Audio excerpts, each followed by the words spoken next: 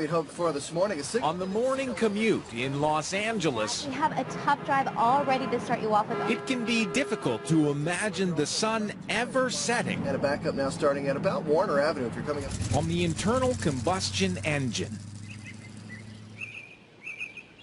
But Chris Payne will tell you appetite is growing for electric cars. We're in the tipping point now.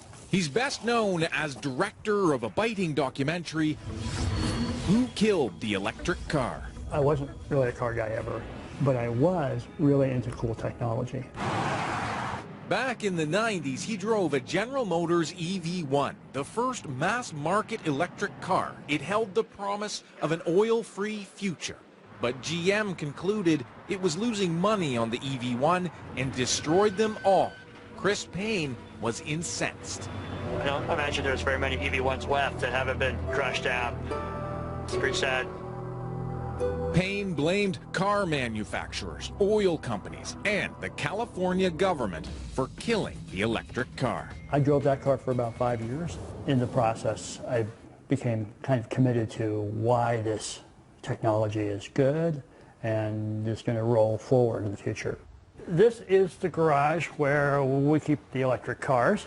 The roof here is full of solar panels. A decade later, he's clearly a convert. The energy comes into this circuit board, and then we send it to the different chargers. So you're powering off the sun? Yeah, everything is powered right off the sun here. He now owns 3 types of electric cars, All 3 of these cars don't require a charger. You can just do it off the wall. all subject of his sequel, Revenge of the Electric Car. That film chronicled GM back in the game with its gas-electric Volt, Nissan with its all-electric Leaf, and Silicon Valley billionaire Elon Musk unveiling the luxurious electric Tesla. Really what matters is, are we making a difference in the world? Until we see every car on the road being electric, we will not stop. This is really just the beginning of the beginning. Jump forward 7 or 8 years, the cars are coming back. People are like, whoa, the Model S won the car of the year. Wealthy people are saying, I'm going to choose that car instead of this car. You're in the middle of a big change, fundamental change that's happening here. In Canada, on the BC coast, some say change is coming fast. 0 to 100 kilometers in just a smidge over 4 seconds. Vincent Argiro, who made his fortune designing health software, owned the first Tesla in British Columbia. Charging port is here. He traded in his Ferrari to buy it with his wife Maggie's blessing. The idea of having a guilt-free sports car that was high performance but had 0 emissions, that was very exciting to us. The car has about as much storage space in the front of the car as most cars have in the back. Wow. Without a giant internal combustion engine, there's lots of room. That's the kind of engine I could fix, maybe. Naturally, when Tesla released its Model S, they got one. Oh, you pushed the button. Okay, all right. There. Nice. Okay. How much did it cost? This car, as it's configured, is about $100,000. Begging the question. Is this just a rich person's plaything? What would you say to that? We felt like because we have been blessed with wealth, that we were in a position to buy this car, that it was our social responsibility to do so, to move the technology forward, to put our faith and our trust and our money where our mouth is. If you really want to get rid of petroleum products, then find a way to buy one of these cars and stop talking about it. In fact, Tesla owners can't stop talking about them. The thing took off like a rocket. It was so awesome. You can go as fast as you want. You can go as far as you want. I'm buying into a dream. Turning Tesla into stock market darling with lofty promises to put gas stations out of business. Even car reviewers are raving. This car performs better than anything we've ever tested before. Let me repeat that. Not just the best electric car, but the best car. I'm really surprised to be hearing myself say this because I'm a gasoline engine guy, but you spend a little time with a powerful electric motor car and it's pretty convincing. Impressive, yet not enough to convince this car reviewer. You can take a gas car anywhere and find fuel. If it breaks, you can find somebody who can fix it. Having an electric car is sort of like being the first gasoline car driver back in 1907. You know, it's an adventure when you go on the road. You have to plan, and you call ahead and make sure that thing's still there, and carry some extra, you know, sleeping bag and some food, because you may be on the roadside overnight if you're not watching. It pains John Odell to say that. He reviews green cars for a living, like this one, an electric Fiat sold only in California. He himself owns 2 electric cars, but they've got to break through, in marketing terms, it's called the valley of death. You have a new technology that you're marketing. It's always gobbled up enthusiastically by the early adapters who, you know, have an eye on that. And then you have this great valley of death that you have to get through to go from the early adapter to the early majority, where sort of mom and pop starts buying. And moms and pops who only own 1 car still have range anxiety. Tesla may offer an impressive 370 kilometers on 1 charge, but the more affordable Nissan Leaf, only 120 kilometers. The fear of running out of juice is real, because charge stations are still few and far between. Plus, at a park and plug like this, it takes 4 hours to fully charge. So you don't buy the claim that gas stations are going to be a thing of the past, and we're going to see plug-ins on every corner? No, I don't. I think the gasoline engine is going to be here in large numbers 25, 30, 40 years from now, unless, you know, we simply run out of gas for either for geopolitical or economic reasons. Chris Payne likes to say fear of change disappears once someone test drives an electric car. Once people do it, they become like holy warriors. But he knows North American buyers aren't stampeding to electric car showrooms.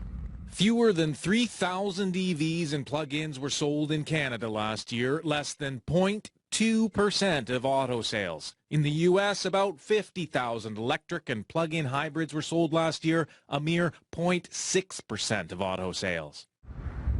Why? Oil still rules. Just 5 minutes from Payne's home, the largest urban oil field in the U.S., newly invigorated thanks to fracking. I wanted to bring you up here because it really does suck. They're sucking up fossil fuels from the center of Los Angeles when we have all the power we need coming down from the sun on millions of roofs that could be powering all the electric cars here. Whether it's tar sands or going back to these old oil fields and fracking from them in the middle of a very populated area, it's old-time thinking, and it's not thinking what we can be doing. What were you driving before? I was driving Prius. A Prius? Yes. And you like this one better? It's for green. It's good for the earth, right? And you don't smell gas.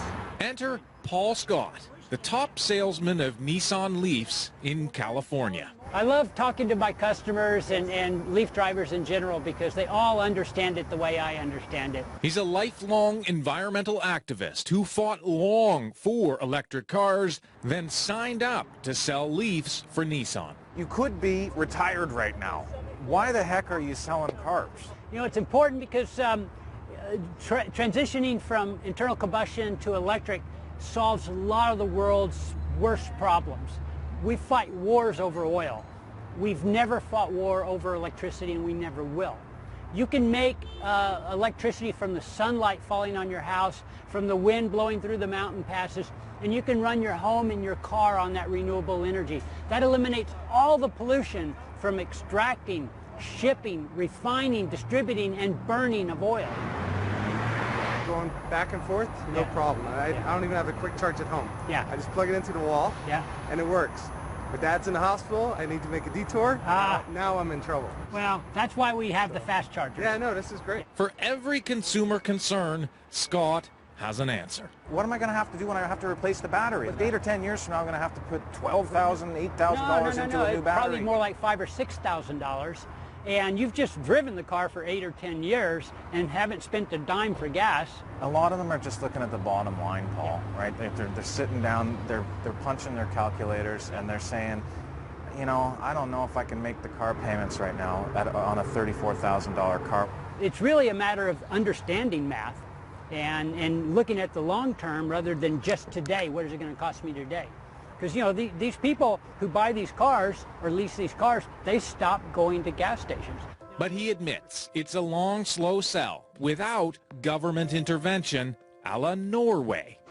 Norway has more electric vehicle owners per capita than any country in the world.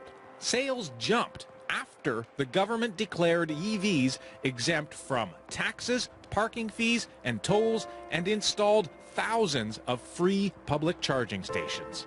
But different story in the U.S. The Obama administration did ask a panel of thinkers to fast forward 35 years to try to figure out how to cut gas emissions from cars by 80% by 2050. So you start with all your new technologies. John Odell was part of that panel and wasn't convinced electric is the only answer. Short of insert miracle here, we're going to have a mix of highly efficient gasoline cars, highly efficient conventional hybrid, gas-electric hybrids, plug-in hybrids, some electrics, and some fuel cell hydrogen vehicles. So some battery electrics. No one technology is going to win. No, by 2050, no one technology. We just don't see it. Our committee did not see it happening. Tesla will have you believe this is the miracle. The Tesla supercharger. We expect to cover the entire United States and the lower part of Canada. The Supercharger Highway, where Vincent and Maggie Argiro charge up in no time flat. We need to be here for maybe a half an hour just to leave a little cushion to get home. And it's free. It is free. Enough time to make new friends, perhaps discuss that $35,000 model Tesla promises for 2017. Then off we go. Have a safe drive. Don't go too fast. We won't. Even though we can. we will. Yeah, we'll keep the horse in reins. Bye. As for